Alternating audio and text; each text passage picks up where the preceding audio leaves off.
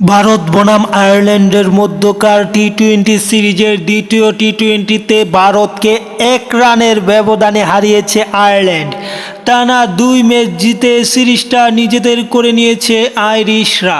ম্যাচে প্রথমে ব্যাট করতে নামলে নির্ধারিত 20 ওভারে 8 উইকেট হারিয়ে হ্যারি টেক্টরের 47 বলে 53 রানের উপর ভিত্তি করে 154 রান সংগ্রহ করে আইরিশরা। বিপরীতে 155 রানের টার্গেটে ব্যাট করতে নামলে পাওয়ার প্লেতে সুবিধা করতে পারে না বর্তমান বিশ্ব চ্যাম্পিয়নরা।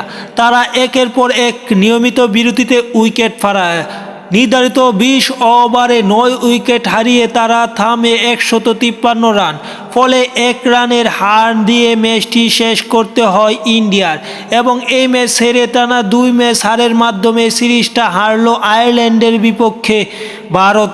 তাই তাদের গর্ব শেষ হয়ে গেল, আয়ারল্যান্ড তাদের গর্ব মাটিতে নামিয়ে দিল।